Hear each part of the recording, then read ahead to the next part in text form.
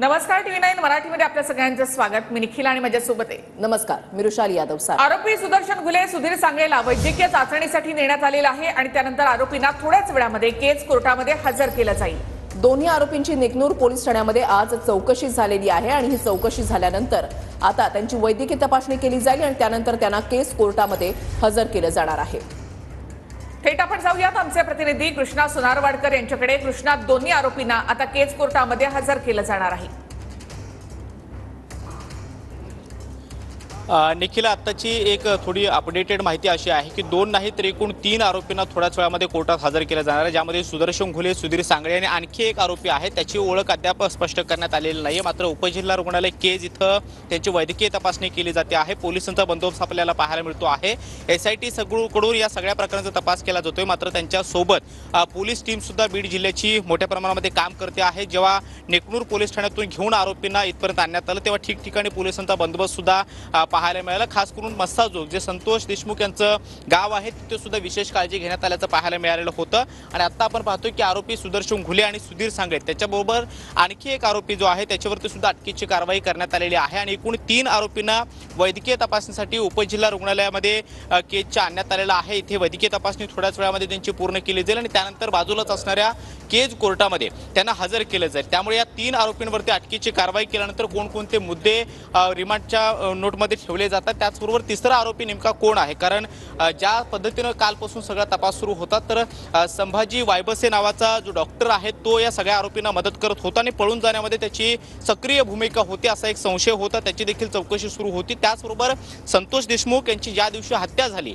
त्या दिवशी त्यांनी कुठं कुठं प्रवास केला किंवा त्यांची प्रत्येक मूवमेंट ही सुदर्शन घुले आणि त्यांच्या सहकार्यांना जी लोक देत होती ती सुद्धा पोलिसांच्या रडारवरती आहेत, SITच्या रडारवरती आहे। त्याच्यामध्ये सोनाडे नावाचा एक व्यक्ती जो आहे तो सुद्धा पोलिसांच्या ताब्यामध्ये होता, त्याची देखील चौकशी करत होती। त्यामुळे तिसरा आरोपी अटक करण्यात आलेला कोण आहे हे पाहणं महत्त्वाचं असणार आहे। आपण पाहतोय की उपजिल्हा रुग्णालयाच्या केजच्या बाहेर पोलिसांचा मोठा बंदोबस्त पाहायला मिळतो आहे। SITचं पथक आरोपींना घेऊन वैद्यकीय तपासणीसाठी आतमध्ये गेलेलं आहे आणि थोड्याच वेळामध्ये आरोपींना घेऊन पुन्हा एकदा कोर्टाकडे हे पथक रवाना होईल आणि कोर्टात हजर केल्यानंतर त्यांच्या रिमांडमध्ये कोणकोणते मुद्दे ठेवले जातात। सुदर्शन घुले आणि सुधीर सांगळे या दोघांना पुण्याच्या बालेवाडीमधून अटकेची कारवाई त्यांच्यावरती करण्यात आलेली आहे। बालेवाडी स्टेडियमच्या अगदी बाजूला असणाऱ्या एका खोलीमध्ये मागच्या काही दिवसापासून हे आरोपी राहत होते। त्याचबरोबर कृष्णा आंधळे हा देखील त्यांच्यासोबत होता। मात्र अटकेची कारवाई झाली त्याच्या 1 दिवस आधी तो तिथून पसार झाला आणि आता सध्या त्याच्या मागावरती पोलीस आहेत। सध्या या 3 आरोपींची वैद्यकीय तपासणी उपजिल्हा रुग्णालयामध्ये केजच्या केली जाते। त्यांची वैद्यकीय तपासणी पुढच्या काही मिनिटांमध्ये पूर्ण होईल आणि त्यानंतर आरोपींना घेऊन पुन्हा एकदा हे पथक जे आहे ते कोर्टामध्ये जाईल। या बाजूला आपण पाहतोय की उपजिल्हा रुग्णालय केजचा हा सगळा परिसर आहे। या सगळ्या परिसरामध्ये मोठ्या प्रमाणामध्ये पोलीस बंदोबस्त जो आहे तो सुद्धा तैनात करण्यात आलेला आहे।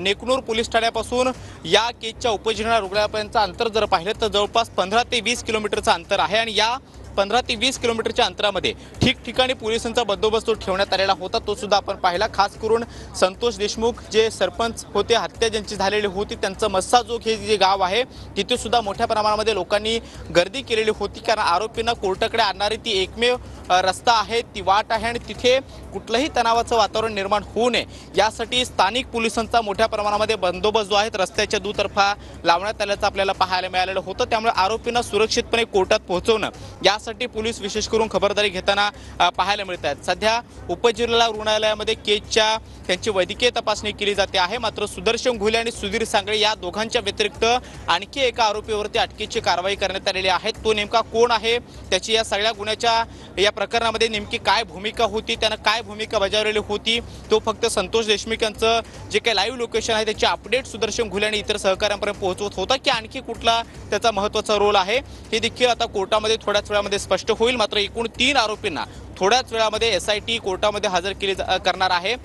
केजच्या कोर्टामध्ये श्रीमती पावसकर मॅडम ज्या न्यायाधीश आहेत त्यांच्या कोर्टरूममध्ये या 3 आरोपींना हजर केलं जाईल आणि त्याच कोर्टामध्ये वाल्मिक कराड यांचं सुद्धा प्रकरण होतं, त्यांच्या सुद्धा रिमांडवरती सुनावणी झालेली होती। त्यामुळे 3 आरोपींना आता किती दिवसांची पोलीस कोठडीची मागणी पोलिसांकडून केली जाते किंवा कोणकोणते मुद्दे पुरावे म्हणून ठेवले जातात हे पाहणं महत्त्वाचं असणार आहे। सगळ्यात महत्त्वाचं जवळपास 25 दिवस या हत्या प्रकरणाला उलटून गेलेले आहेत आणि आरोपी सुदर्शन घुले, त्याचबरोबर सुधीर सांगळे आणि कृष्णा आंधळे हे 3 आरोपी मागच्या एवढ्या दिवसापासून फरार होते। त्यांच्या वेगवेगळ्या ठिकाणी लोकेशन ट्रेस होत होतं, मात्र पोलिसांच्या मागावरती होते, मात्र आतापर्यंत हाती लागले नव्हते। अखेर काल पहाटे आज पहाटे 4च्या सुमारास SITच्या पथकानं आणि बीड पोलिसांचं जे काही पथक आहे ते तिकडे पोहोचलं आणि पुण्याच्या बालेवाडी स्टेडियमच्या अगदी बाजूला असणाऱ्या एका खोलीमधून या 2 आरोपींना अटक करण्यात आली, ताब्यात घेण्यात आलं आणि त्यांना बीडमध्ये आणण्यात आलं. मात्र आणखी एका आरोपीला सुद्धा अटक केल्याची माहिती आता मिळते आहे. सध्या या 3 आरोपींची वैद्यकीय तपासणी केजच्या उपजिल्हा रुग्णालयामध्ये पार पडते आणि अगदी थोड्याच वेळामध्ये त्यांना केजच्या कोर्टामध्ये रिमांडसाठी हजर करण्यात येणार आहे. नक्कीच कृष्णा, त्यांना कुठून ताब्यात घेण्यात आलं, तसंच त्यांच्यावर आणखी कोणते गुन्हे दाखल आहेत या संदर्भात मी पुन्हा एकदा तुमच्याकडे येते. मात्र या 2 आरोपींसंदर्भातली माहिती आपण पाहूया.